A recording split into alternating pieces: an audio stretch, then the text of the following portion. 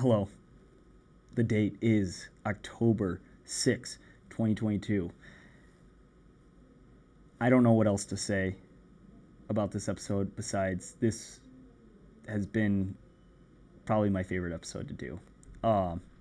Me and Tobin sit down with Steve Van Bockern, a legend in education, and he helped create the Circle of Courage. It's just having a conversation about it, so interesting, and I think it's good not only for teachers but for everyone, for families, parents, students, anyone in any profession, because I think it relates to every single profession.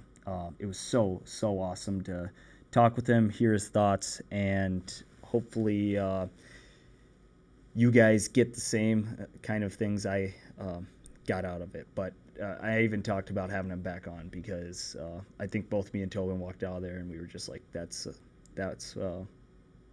what it's all about right there. So he's still doing really important work, and it was a pleasure to be able to sit down with him. So I'll get right to the podcast.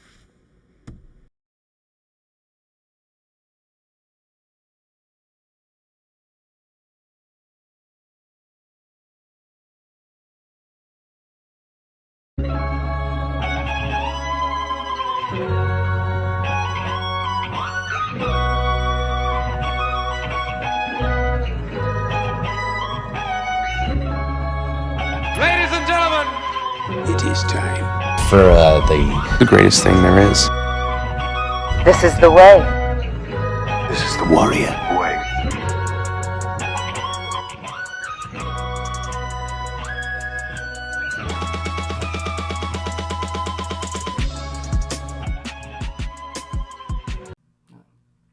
Welcome back to the Warrior Way podcast. Today we have a extremely special guest. He was one of the authors of Reclaiming Youth at Risk, and you have to say that right. That first chapter, they really got to say youth at risk. Yes. The book that helped introduce the Circle of Courage to the world of education. He has had experience as a principal at both the elementary and secondary education levels. He is now a retired Harvard of the Midwest Augustana University professor. He has also written Schools That Matter, which applies the reclaiming concepts to meet growth needs of all students. And probably his greatest award is that he's one of my favorite Augie professors of all time. So this is Steve Van Bockern. Steve, just kind of tell us a little bit about who you are. Sure. Well, first of all, a long time ago when I started at Augustana, which was probably in about 1983, your mom and dad, Scott and Jane, were some of my first students. Oh, I didn't know that. I had no clue what I was doing then. And was just a chapter ahead of them in whatever book I was teaching out of. Yeah. And like a lot of my students, they were kind and patient and got me going on a career that I loved. And I really thought I would be in public education. Yeah. I started out as a classroom teacher at Laura Wilder Elementary School. Took the place of a guy that left to go sell cookies. Wasn't making enough money. Things haven't changed much. And I jumped in mid-year and taught sixth grade. I could tell you about stories about just about every one of those kids. I still remember them. They make such an impression on you that first year. One I'll tell quickly, Garth Caselli. His dad was the former high school principal of this building, I believe, when it was located downtown. When it was Sioux Falls High School? I think so. Yeah. I could have that wrong. That sounds right. My very first day of teaching, I'm staying at Augie's dorm because I haven't gotten a place yet to live. And I hadn't unpacked my clothes, which was probably just in one suitcase. And this guy that I was staying with was on a music tour. So he said, take my room until you find a place.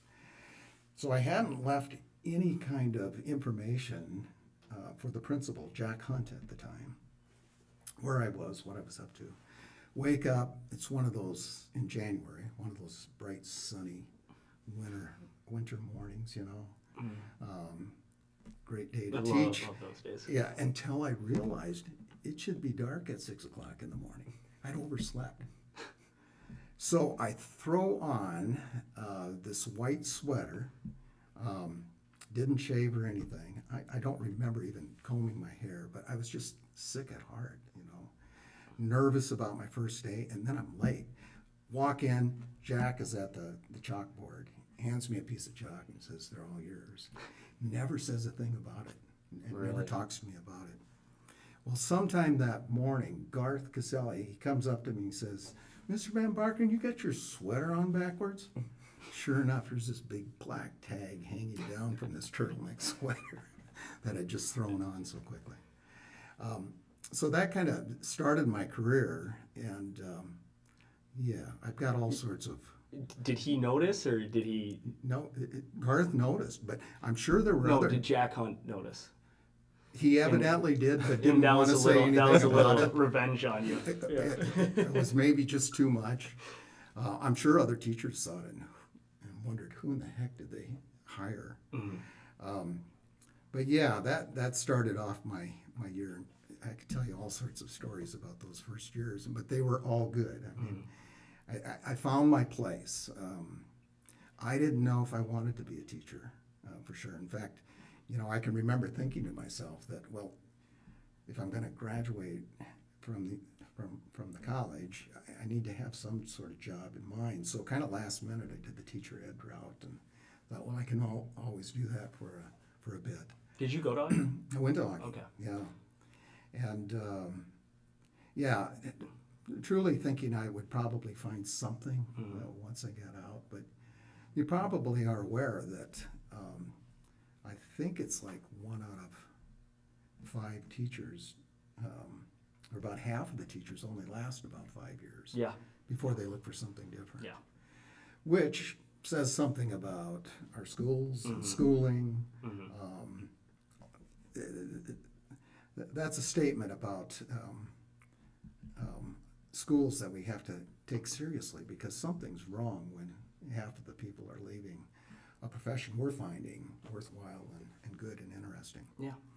So anyhow, I was in the Sioux Falls school system for a number of years, spent some time over at Horace Mann, and then got a job as a principal in Sleepy Eye, Minnesota, and thought I would be there forever because I loved the work, loved the kids, the teachers. The community was wonderful.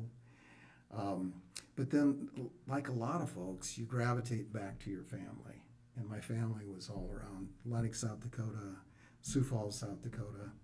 And we packed up and brought our kids back to Sioux Falls, and on an invite from Augustana to take the place of a guy that was on a sabbatical leave.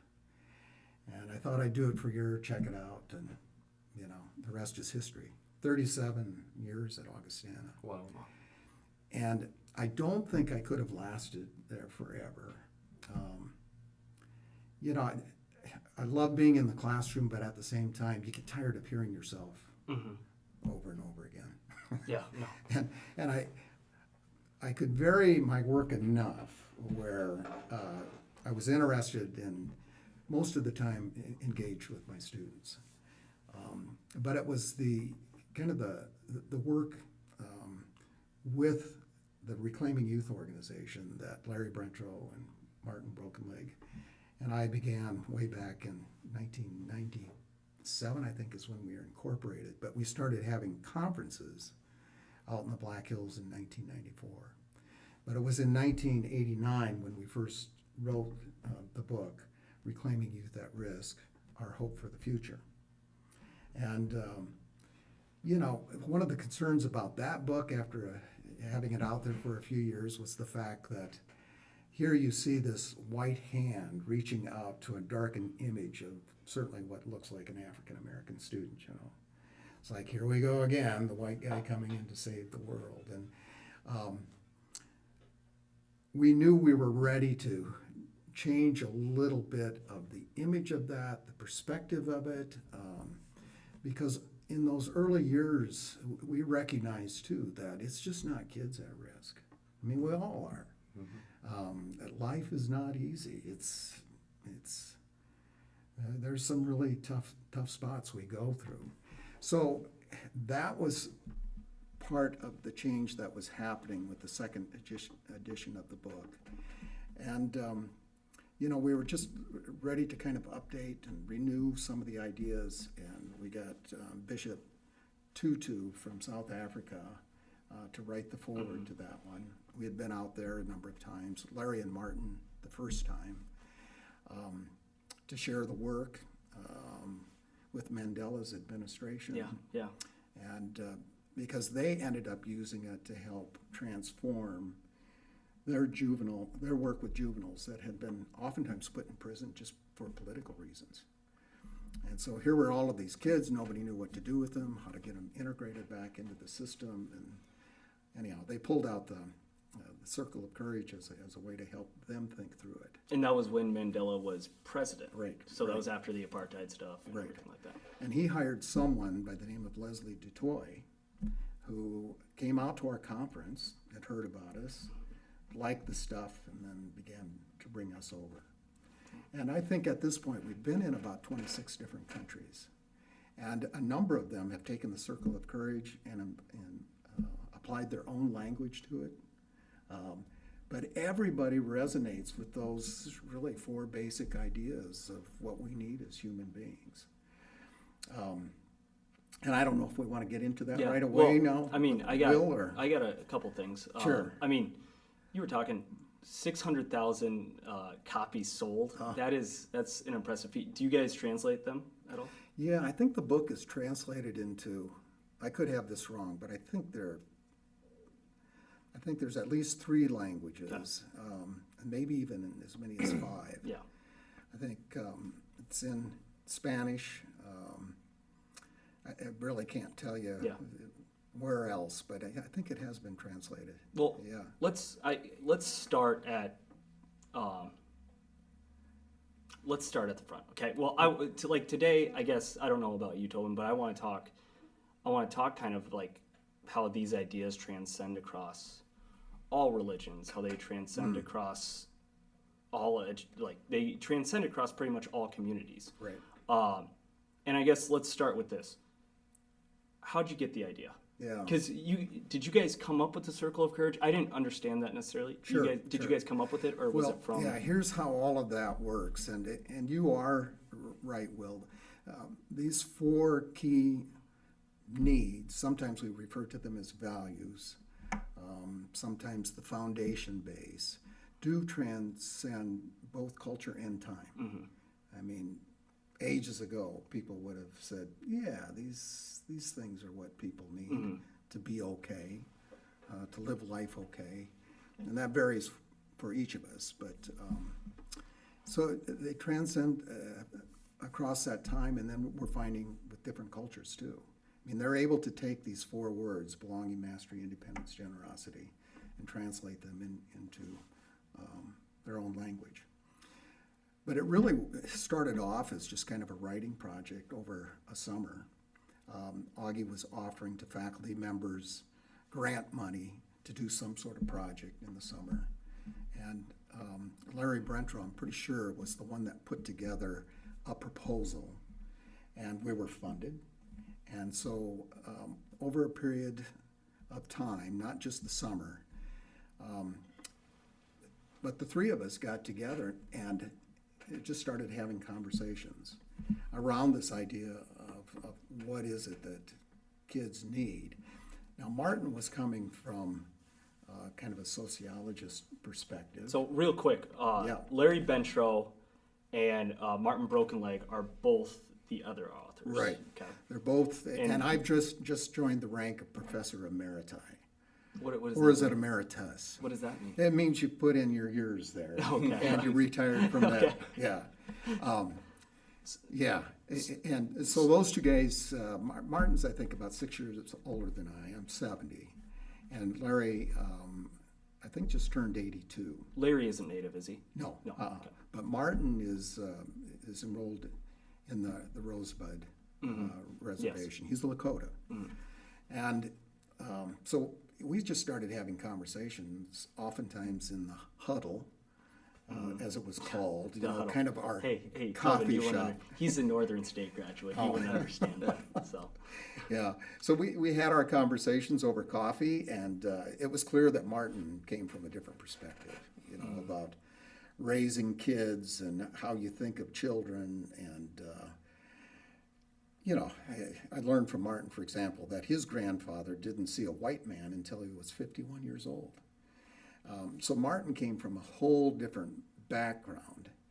And, I came from this background, and some of this is a little embarrassing to talk about because I had, I think for a long time, what Martin would call a cultural tale that goes back 1,000 years that all of us drag behind ourselves, And it's tale, T-A-I-L, or T-A-L-E, and it's more our stories.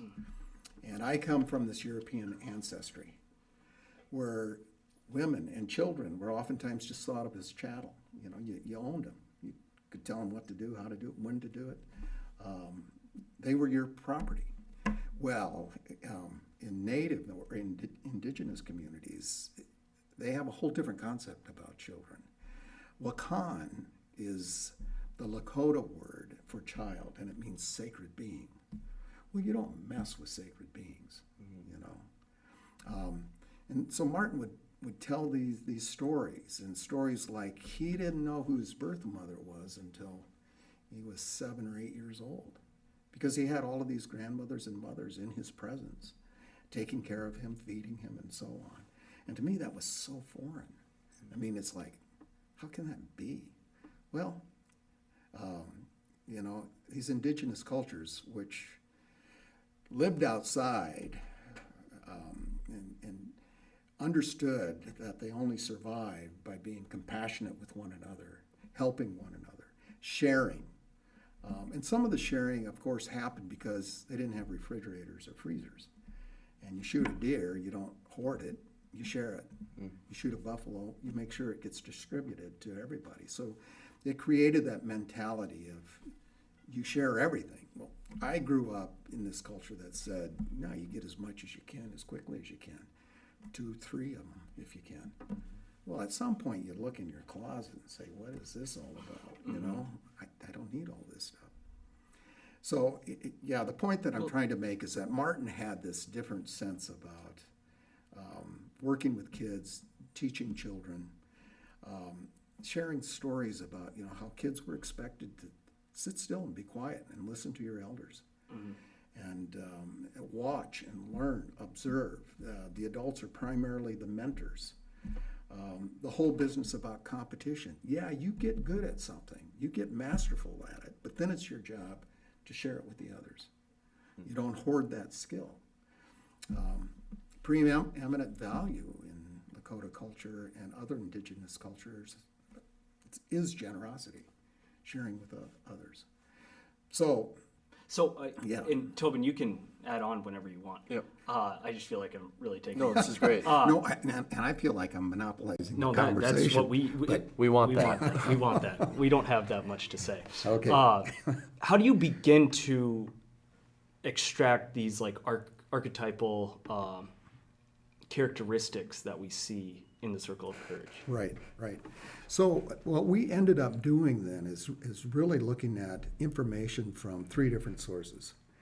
And one, of course, is this indigenous way of looking at children and raising kids and teaching kids. And is that across all tribes, or is that more of a Lakota? It was more Lakota at the time, but as we've experienced these different indigenous cultures, and we've done a lot of work in Canada on some of their reservations, you'll find the same stuff there. So, culturally, we looked at indigenous ways of raising kids, but we also looked at youth work pioneers that thought differently about children, worked differently with kids. Most people know about Maria Montessori, for example. You've heard the name, and so we have these schools now. But at one time, she was a medical doctor, one of the first, and then she devoted herself to education. and she watched kids. She paid attention to children. And basically, her thinking was that, kids need to get up and move. They need to try things. And this idea that kids don't have an attention span, she said, you just watch them build a fort or nail a board full of nails. They'll go forever if they like what they're doing. She just made the argument that a lot of the stuff that we're asking them to do is not enjoyable. It's not interesting. It's not what they want. I'm not saying. I mean, I just think back to open gyms this summer when we had those 7th and 8th graders. Yeah. They don't even know what the score is half the time. Yeah, They're just playing. Yeah. They're just playing. Yeah. And, I think about that when I hear, for example, and I don't want to say anything negative, but I'm thinking about this when I hear that Sanford is building, I think it's 5 new baseball fields, 5 new softball fields, and 8 soccer fields. And I rode my bike by them the other day thinking about this, and they're beautiful, they're gorgeous. But all of that requires organization, planning, team membership, the whole works. You guys are involved in that, which is wonderful. But I think we've lost just a little bit of this kind of open play that is really helpful in developing the brain. The our playground bodies. experience. The playground experience. Yeah. And I can begin telling all of these war stories. Things have changed, and I know we have to respond to that. But, most of my baseball and basketball games were pickup stuff in the backyard or, down the street in someone's driveway. And we always had someone to play ball with, and we'd go until the lights came on. Nobody supervising us. We had to figure out how not to get into fights, or if we did, how to settle that. Nobody breaking us up. I don't know how I got off on that, but I know where these ideas came from. So we looked at youth work pioneers like Maria Montessori.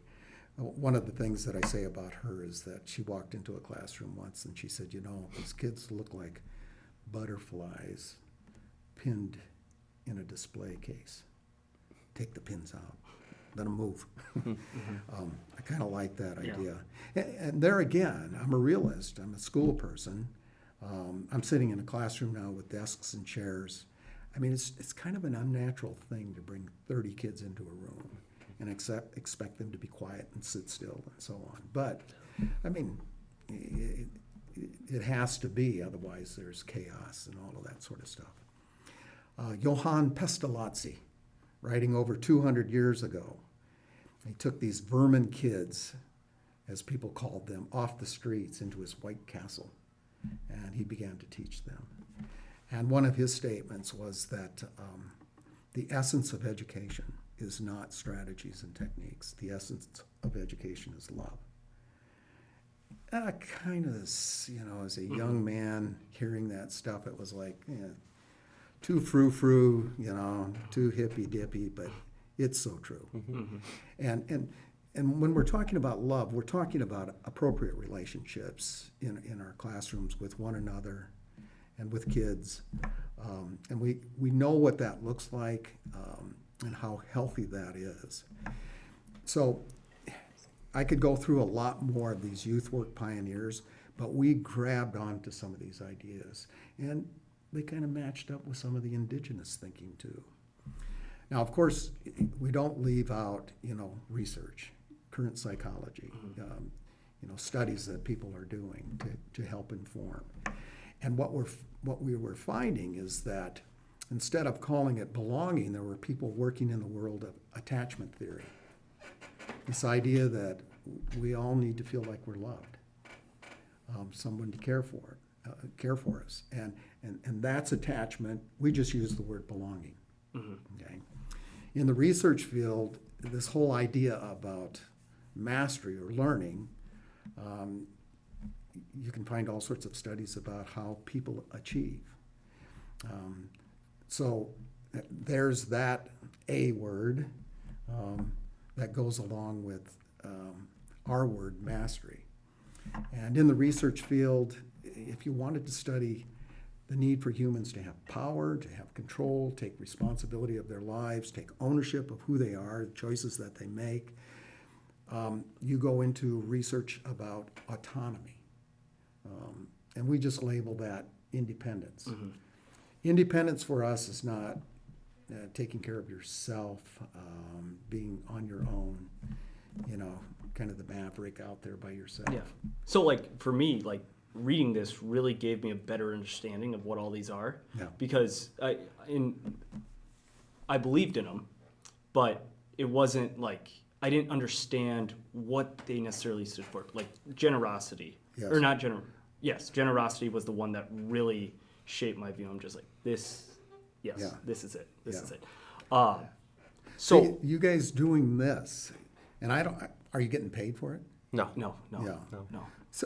So I mean, this is this idea that we're more human when we help others, when we serve, when we have purpose, when we give.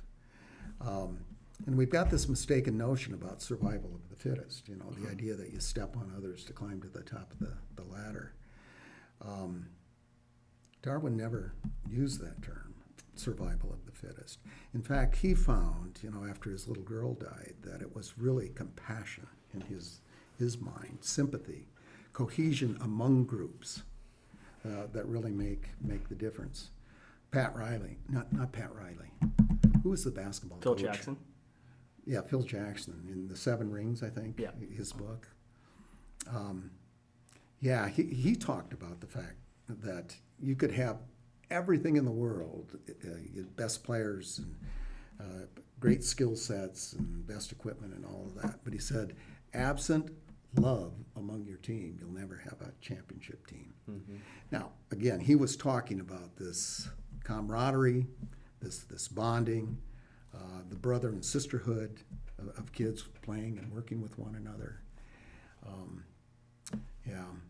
So, I want to go back to this. yeah. What do you think the thesis of this book is? When the needs of children are met, they do pretty well. That's good.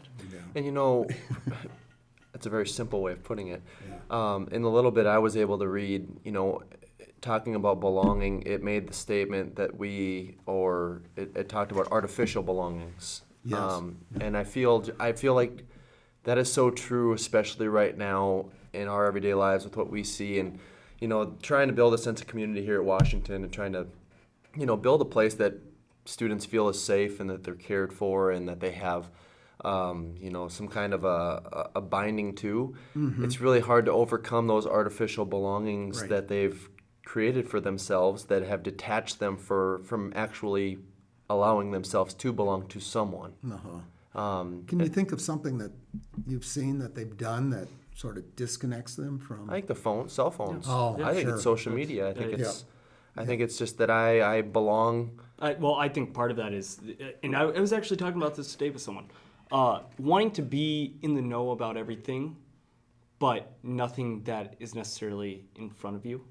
Wanting to be in the know of like the certain trends that come out, and that's part of the whole TikTok. That's social media. Like wanting to be in the know of that, but not necessarily having that connection with people. And I think that's one of the biggest things. That's No, one of the biggest things absolutely. we see. And it's for us the biggest task now is how to overcome that. How to try to create that true sense of belonging, where you feel attached to this place, you feel attached to the people. You actually trust and allow yourself to belong, instead of deciding to belong to something that's maybe not actually Right. tangible and real. I wonder if there is that sense. Do they get to carry their phone in school? They do. Yes. Are they pulling it out during class? And I imagine there are rules that say no. They are. Yeah, they are. This year, we've really put in a lot better rules. We've been on more of a United Front. Yeah, united front on it, and Yeah. so it's gotten a lot better. Yeah. Schools are debating all over the country what to do about it. Some, for a while we're having them put it in the locker. They could check it at certain times. Some, I think, just kind of gave up and said, yeah, you hang on to it, but try to stay away from it while we're in class. And it's just hard to do. Yeah. I mean, on my way here, knowing I was going to be late, guess what? I knew better, but I pulled that phone out so I could leave a message at the office. Yeah. And so even as big people have trouble with it. And I can find myself jumping into it, looking at some of the major news articles right away in the morning instead of having a conversation. Yep. So it's easy to get pulled. There's distractions that everywhere, and that's part of that artificial piece of belonging. How do you create something though that's not? What do you like? How do you guys attempt to answer? Yeah.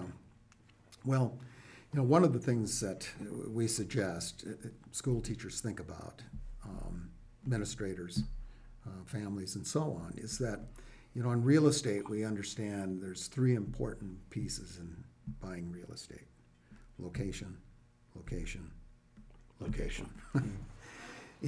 In our world, we argue that it's really relationship, relationship, relationship.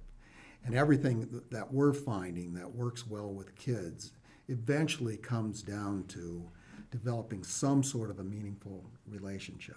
Now, you've got tons of children, students, and it's hard to build that real deep and intense, meaningful relationship with each student in your class. But what we have found is when teachers, the adults in the building that are guiding and leading, come to the conclusion that it's important how I speak to the kids, how I'm less judgmental and try to get more informed about who they are, what their passions are, what their life is all about, and you get everybody doing that. It's not like you have to dive deep in their lives, but all of a sudden when they're entering in, Jamie, nice game last night. I didn't see you, but I heard about it. All of a sudden you've got that little piece of them. And kids want noticement, as all of us do. Mm-hmm. So you find if everybody's on board, everybody's looking for these little pieces that they can add. Now, I do think it's true for whatever reason, you're going to find kids that just rub you the wrong way. I don't know if it's DNA stuff or what, but they just get to you. And but you need to have a system where they get handed off to someone that's paying attention to them in a positive way. Mm. And just paying attention to them as far as putting them into timeout or whatever you're doing for consequences, that's not the best way to pay attention. You have to look for the talents. You're always on the talent hunt. And it's just not, regular sports. It's skateboarding or archery or shooting a gun. Controversial as I think about saying that, but there are some kids that are into that and are good at it and know how to use a weapon well. You pay attention and notice those things and comment on that, and then you get help from your teacher peers when you've got a kid that really challenges you, which happens, Yeah. And to be the perfect teacher for every kid, it's really, really hard to do. Yeah. Why courage? I understand the circle. Why the courage? Right. Circle of courage. Yeah, the circle of courage. It's a really good question, Will, and I'm thinking that it's the opposite of discouragement, discourage. And we all become discouraged when we don't feel like we're loved, when we feel like we're stupid, the mastery piece, when we don't have any control over our lives, and when we really don't have a sense of our purpose. What are we good for? What is this life all about? All of us experience that discourage when those pieces are missing. It's like you're out of the center of the circle. And all of us move in and out of the center of the circle in our lifetime. Failed relationships, times when we don't do so well, times when we don't take ownership of our lives, times when we don't really give back. And we can feel that, and it's not good for the human psyche to be out of the center of the circle too long. Courage is that idea then that you're in the center of the circle and you have what you need to live out the life that is yours. So you have courage when you have friendships, when you're learning, when you're taking responsibility, when you're giving back. Yeah, it's maybe a little bit of a push, but Well, yeah. So kind of my thoughts on it when I was reading it, I wrote this down because I wouldn't have remembered this. So if we look at things, if we look at life, and I talk about this a lot in like government, I talk about this a lot in history, but if we look at things through the lens of yin and yang with order and chaos, okay? Yeah.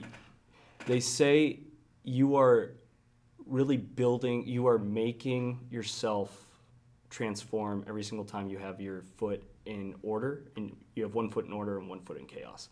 And there's the old story of the princess in the tower and the knight who has to go save her from the dragon. Yes. Okay, so the idea that you go to fight that dragon, okay? Because like belonging to something, that's hard. Oh, that's hard. Yeah. Being independent is also hard, and all these things are very hard.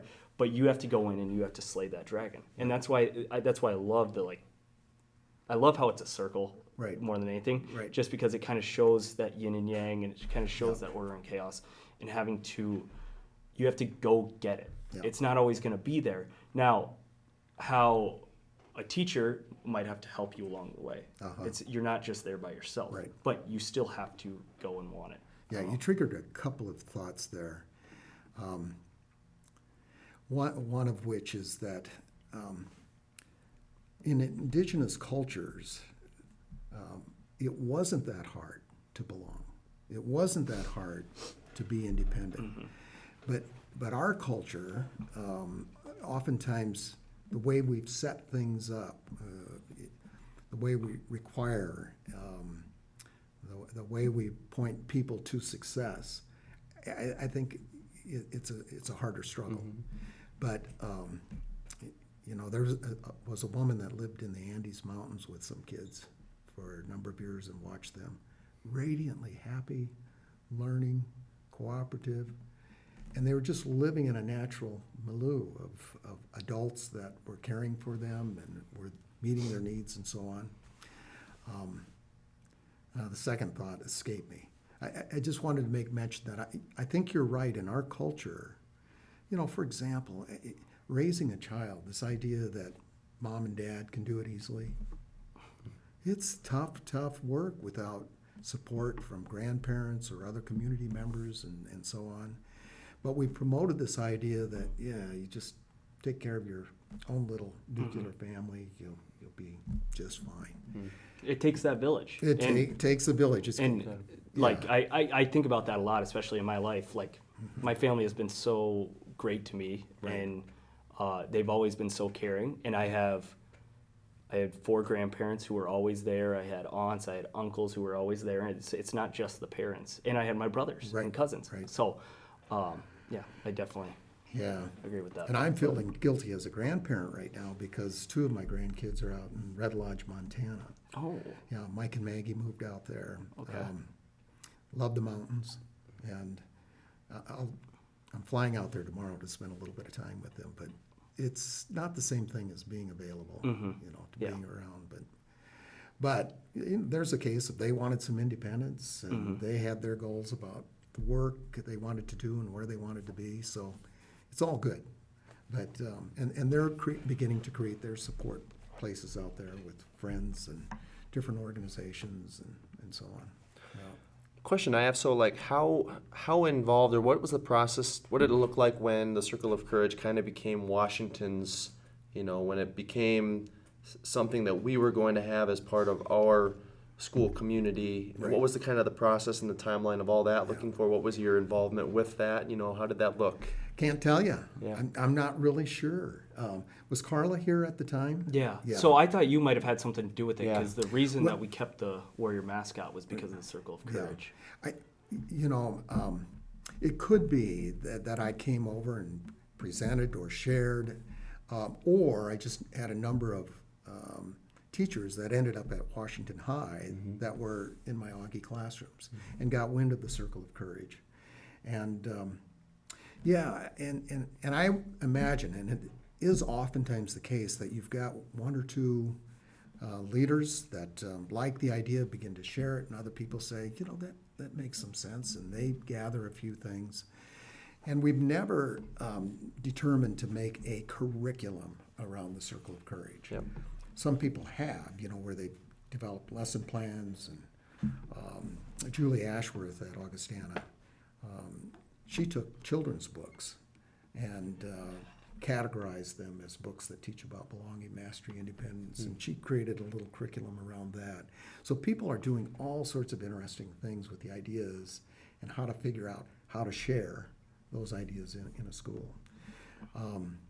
So I don't think there was evidently a deliberate kind of professional development approach at Washington High. I think it was just kind of organic. Like the ideas resonated with respecting the Native community, because there's always been that controversy about using the mascots and the names and so on. So that might have been involved in some of the decision making, but I'm just really happy that, there's a few people that still see it and kind of wonder about that medicine wheel. Yeah. It's The medicine wheel itself is something that we borrowed from the Native community. And that in and of itself right now has a little bit of controversy in that here we go again, these white guys coming in, grabbing the Indian stuff and making money off of it. Well, that was never our intent, and because of Martin's involvement, the fact that both Larry and I have been adopted into Lakota families, give us some credibility with that, with speaking about the circle. So we had a guy in prison, George Bluebird, that we asked to put the circle together, and he developed it in a little different way where each of the colors show up in each of the quadrants, which indicates everything is connected. I mean, one of the ways you create belonging is through mastery. Kids get on a team, they get good at something, all of a sudden their best buddy is playing next to them, and there's that friendship that develops for a lifetime. Sometimes you get involved in a volunteer project and you're meeting people, you're learning new skills, you're showing initiative by being engaged in that project. So all of these, the pieces of the circle, and that's why the circle is so powerful. Every dot on that circle is important. You take one out, you don't have a circle anymore. So that was important to show how all of that connects. One of the things that I've done with the model that I call Schools That Matter is to hang on to the circle of courage, but I put the word safety right in the middle. And then on the outside of the circle, I put the word adventure. That's what I was actually gonna. That was gonna be one of my last questions, but I'll go to it. Well, yes. You added that to it. Right. And schools all over the country will sometimes change the words, will sometimes change the colors, will sometimes change the circle to look a little different with, they'll put an X in the circle with their ideas. But they cling to some of those core concepts, some of those foundational pieces. And we're really fine with that. Yeah. And so what I did is borrow from a group down in Texas that had taken the circle. And quite frankly, this large organization was a little nervous about the Native American connections.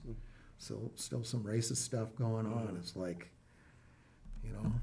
these people weren't Christian. Do we dare use their model? And so they shied away from it, but they loved the idea. So they kind of created their own little circle with different colors, and they used different words. And I picked up on the word safety, and I think they used exploration. I like the word adventure. And if you think about it, the way you stay safe in a school is, in my opinion, is not just with metal detectors, and police officers roaming the hallways. And that's a whole nother thing we could talk about. The police officer roaming the hallways, if they get to know kids, are talking to them, smiling, teaching them things. That's a whole different story than, you know, an officer looking like they're ready to pat anybody and everybody down. And safety, in my mind, is best achieved in a school when kids feel like they belong. You know, they're doing interesting things. They've got some power and control over what's happening in the school. And they're finding all sorts of ways to give back to their classmates, to their teachers, to the school. In other words, it becomes a good place for them. And the ones that are on the fringe, that are maybe having mental health issues, we generally can notice them. And it oftentimes doesn't happen overnight. So it's, you know, it's a little like the way you boil a frog is 1 degree at a time. With kids that are creating problems, it's often that 1 degree at a time, and it's hard sometimes to see it happen. But generally, people begin to figure out who we really need to pay attention to, who we need to give help to. And schools are responding, I think, much better that way, and not waiting for things to explode.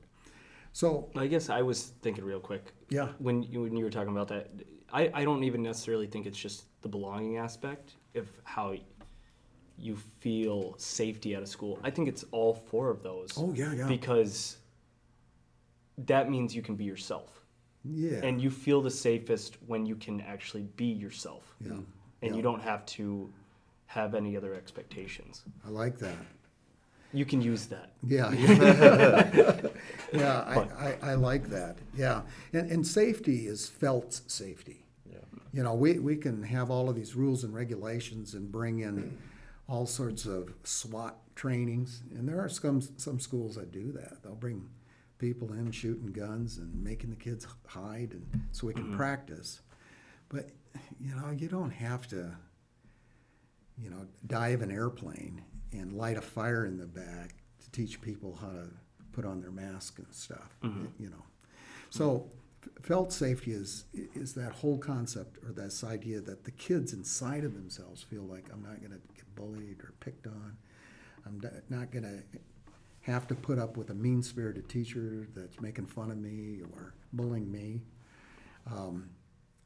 They feel the sense that I'm okay here. And that's what creates a safe school. Now, on the outside of the school, of the circle, I put the word adventure. And really, when you think about it, the adventures we end up creating for ourselves that give us life and joy and meaning is when we're with others, you know, the belonging piece, making relationships, new people, discovering new ideas, young love, all of that's connected to adventures.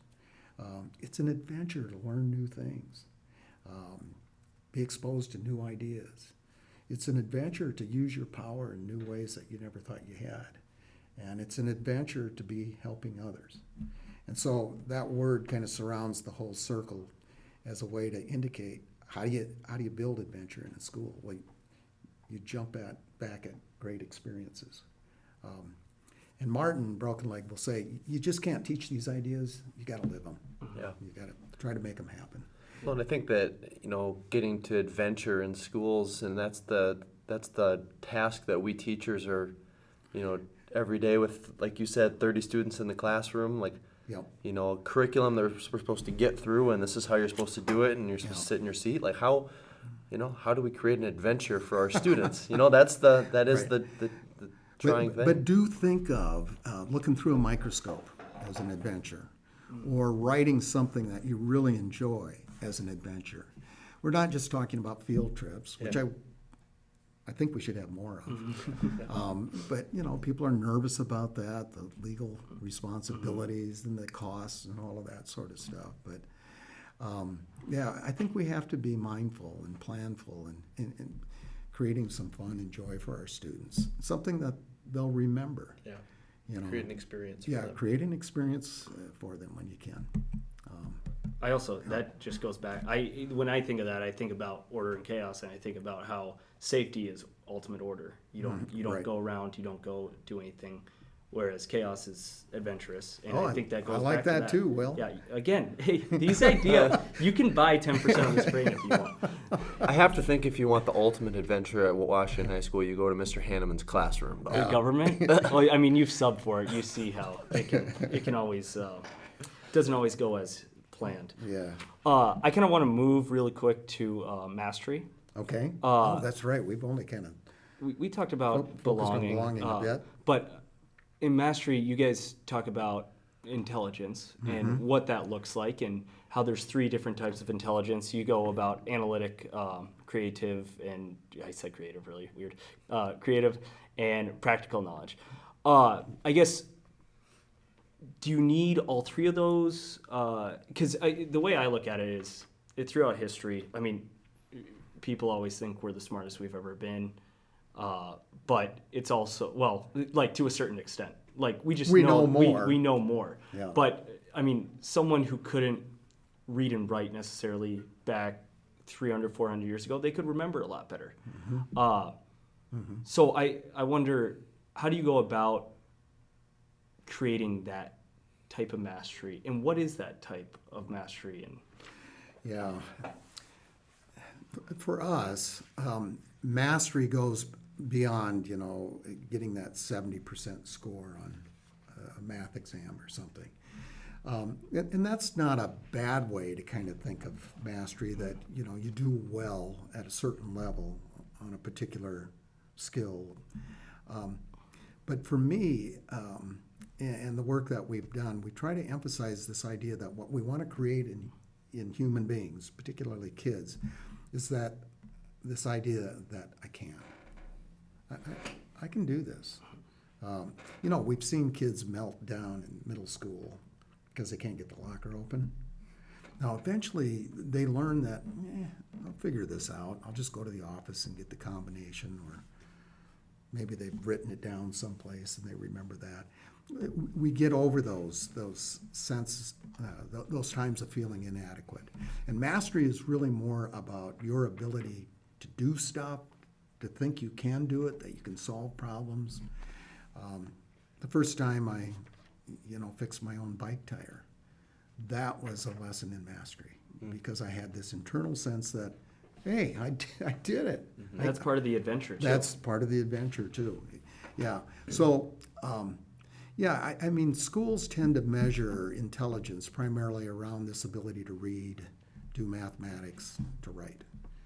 But there are different levels of intelligence, different ways to solve problems and experience the world than just that. And sadly, it's kind of in our schools around 3rd grade level, if kids begin to feel like, I can't do math, I'm not a very good reader, they begin to have this internal sense that I'm not very smart. Yeah. I'm not very capable. And I think schools have this obligation to help kids see a bigger picture of what being smart is. And I don't have any trouble saying there are different intelligence levels among all of us. I mean, if you were to compare me with Martin and Larry, I mean, those guys are way above me. Oh, you're preaching to the choir right here. I mean, they just have such skills and knowledge and information that they can pull together that's beyond my capability. But I understand I have some other strengths and skills in different ways that allow me to give something to my students. So, we've always, I think, we've gone round and round about this idea that, everybody's smart. I agree with that. But I would just argue that we have different strengths in different ways. Some kids can manage their bodies like you can't believe. They can float in the air, they can dunk a basketball, they can turn circles, swing a golf club. Others don't do that so well. Mm-hmm. So do we make fun of them or belittle them? No. We find something else that they're good at. And and then the next part of that, what gets me thinking, and it's kind of the talk in a lot of circles that I hear people talking about is then how do you process and how do you overcome failure? You know, like your success or your, like you said, I can. Well, a lot of what you can do is how you will overcome when you fail. Right. You know, how you'll respond to failure. And that's our job to teach as well, is that Invoke curiosity. Yeah. Something like, Right. what will happen next time if I try something different instead of I'm done. Yeah. Because You know? I remember I was driving with my dad back probably when I was in elementary school, middle school, and he was talking about education because he was a teacher and principal at one point. But he was telling me that, like, the key to being a good teacher is that all students can learn. And it's very, very simple. But I've always thought, like, that's the I can succeed part. Yes. Like, it's more if the teacher believes that they can succeed, the student sees that attachment, that belonging, Right. and they see the push. Yeah, yeah. All kids need to have the sense that someone believes in them, you know. Yuri Bronfenbrenner said it this way: everybody needs at least one person that's irrationally crazy about them. And part of that crazy is that, yeah, you can do this, you can figure it out, you'll make a living someday. And kids need to see that in your eyes and your expressions to really begin to believe that. They need to know that they are a glimmer in your eyes, and you'll become one in theirs then too. And then there's that mutual stuff that goes on that's so powerful. Yeah. There was a question in there, Will. There was a question you had for me, or I had can't for remember. you? Oh, I got turned around a little bit. Yeah. the main. Was it me? Yeah. With This whole idea of, Yeah. Duckworth and others, this whole business of grit, teaching Perseverance. kids perseverance, that this whole idea that failure, it's just more data. Yeah. Yeah. There's been studies done of CEOs that have done really quite well, and a question was asked of them, what do you mark as your greatest failure? And most of them said, I don't know if I had any. I made some wrong moves, I made some mistakes, but I learned from them, so they were necessary, they were helpful. So it's a bit of a mindset, and we know we have kids in our classrooms that don't care to do anything unless they know they're going to be 100% successful. And we have to help them understand that it doesn't have a whole lot to do with who you are as a person if you mess up and don't get every problem right. It's okay. Yep. Just use it. At some point, not at some point, but life is a lot about improvement and how you keep going through and to the next thing and how you can be the better version. Right. And I think you guys talk about that. That's the belonging part with going back to the Lakota culture, how like it's the village. Right. And so how are you going to bring that to your village when you become a part of that, and you're not necessarily the center focus of that village. Right. So one of the things, one of the perspective I have in my book, Schools That Matter, is that this might be a little controversial, but we're oftentimes focused on our students, but I have this feeling that it's as much about the teachers, the personnel in the school, as it is about the kids. And we have to be thinking of our circles all the time, our relationships that we have with one another, what we're learning, the power that we're given. I was in a school at one time where you couldn't go and get a haircut, even though the day was done. You had to sign out. Maybe that's still true in a lot of buildings. I don't know, but not to let teachers make that choice. There are little ways to give that sense of power to teachers that help them complete their circle, and there are ways that allow teachers to be helpful too. Just the service that you're doing as a teacher supplies that need of being responsive to others. And we're So you're lucky. saying just how we empower teachers or giving them certain freedoms or giving them certain autonomy to just go and make decisions that That the we feel things- handicapped that we can't make. Well, yeah. It's what we talk about, we need to give to kids Yeah. to help them belong, to help them learn. Teachers need that too. Yeah. Yeah. And, you know, Ronald Reagan had this economic theory, trickle down, you know, the rich people, all that money would flow to others below. It doesn't work out that way, as I understand it, not being an economist. But I think there is truth to that when it comes to schools that eventually matter.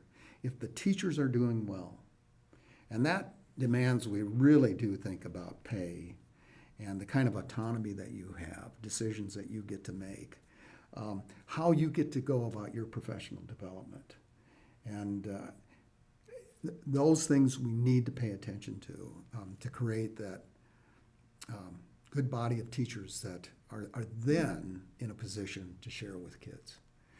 Because I believe, you know, the best teacher is the experiences that we have. And when kids are around healthy adults and they see them respond to problems or conflict in healthy ways, we're teaching them emotional intelligence, for one thing. That's how they're learning to grapple with this very difficult world. Yeah. I mean, if a teacher is heading behind their desk while kids are working on their stuff, now going through their phone, Yeah. that's what the kids see. Yeah. Yeah. I think about the psychologist from University of Toronto, Jordan Peterson, who really preaches this idea of if you can keep yourself in order, then you can keep your family in order, then Yes. you can keep the world in order. Right. And so I think a lot about how the circle of courage is for not just all students, but it's for all teachers. Yeah. And if you are in the middle there, Yep. as a teacher, you're going to be able to get a kid more gravitate towards the middle. Yeah, that's one of the perspectives Yeah. that I promote in schools that matter. When you're in that circle and you can turn to each direction, you know, the four corners, the four ideas, and say, I'm loved, I can, I will, which is the power, the autonomy piece, and I help, you're in a good place. Yeah. It looks different for everybody, but yeah. And then, of course, I remind myself, well, and you're right, as human beings, we mess up. You know? And that's to be expected, but most of us know what it feels like, and then others can help bring us back, you know. Sadly, and you've met them, there are kids that I'm not sure they've experienced any part of that circle with the way they've had to grow up in family situations that are really trying and difficult. And oftentimes that's tied to poverty, you know. So Yeah. I want to get to, what was it? Mastery. Wait, No, we did already- mastery. We did mastery. autonomy or independence. Did we do it? I thought we did independence. We touched on. I mean, we kind of touched- touched on. See, We touched on, and that's That's yeah. how That's the circle. That's the circle. You- and I've been in schools where they've tried to do, okay, this month we're going to do belonging. Yeah. And then next We've- month. we've tried that. Yeah, We- don't do that. Well, we thought about for our basketball program doing something like that. And and it's okay as long as the all- kids know that, hey, we're going to dissect Yeah. this a little bit, Yeah. which we do as teachers. I mean, you take bicycle riding, right? Kid eventually learns how to ride a bicycle without doing any lesson plan development or lots of coaching or so on. But we'll tend to do that to teach these ideas. And if we let kids know that, yeah, we're going to spend some time more specifically on belonging, but they're all connected. Yeah. And yeah. You speaking on the bicycle training makes me think of we're trying to potty train our 3-year-old right now at home, and I just hope she learns to do that independently pretty soon. Have you gotten out the books yet? We've gotten the books. Yeah. We've done, yeah. Raced her off, and She knows she's just stubborn enough not to do it right now. You, So you can ask her horse how she potty trained her kids this yeah, summer. sure.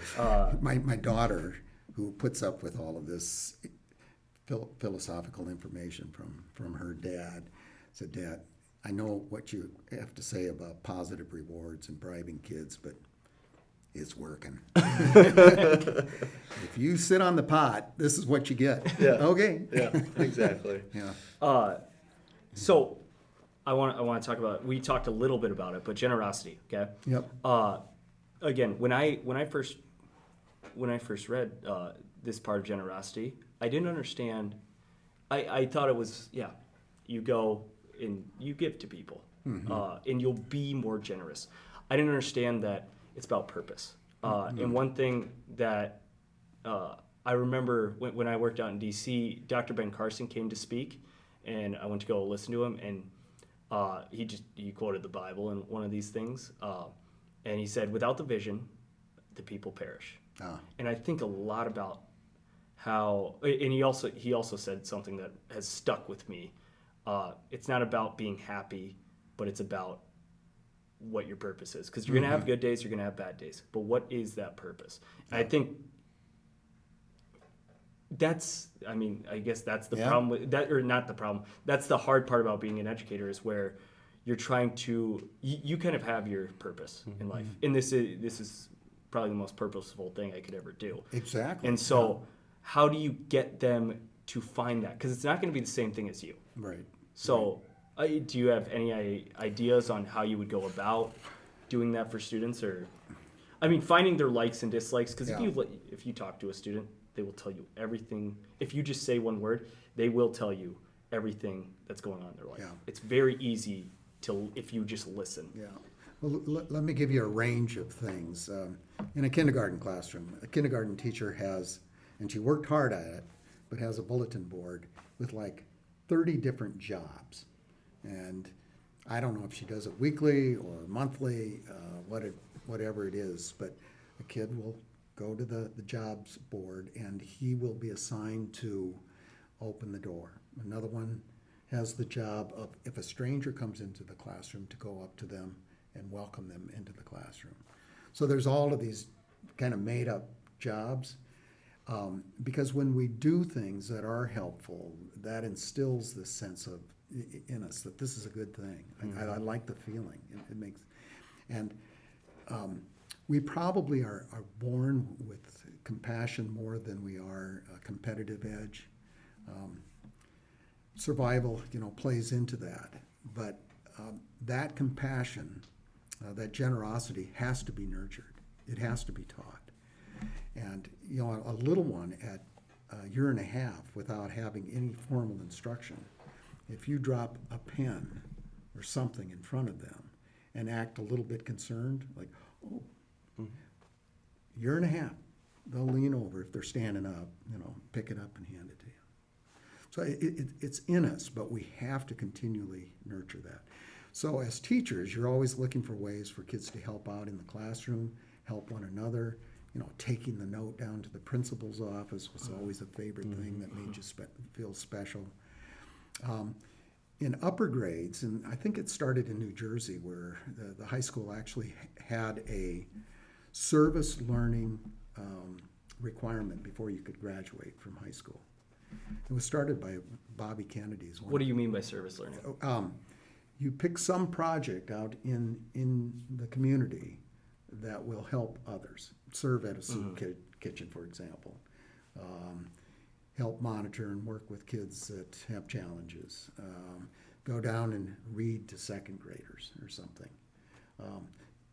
They have to do something over a period of time. Now, parents got upset at first because it was like, you can't make my kid go out and work and rake someone's yard. I mean, that's not right. Yeah. And the court, because it went through the court system, the court actually said, no, if the school believes that's a part of good education, just like they think math and teaching kids how to read is important, if they think it's important that you do some sort of service project. So there's that range of different things, Will. There goes my phone.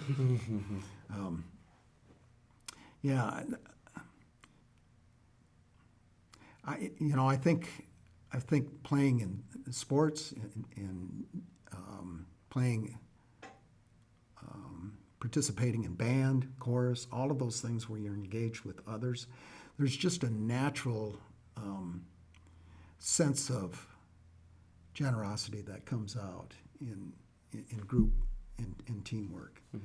So, schools do a decent job with that. I think the tough part, because you're under such pressure to win and perform and do well, is that it can take some of the fun out of it after a while.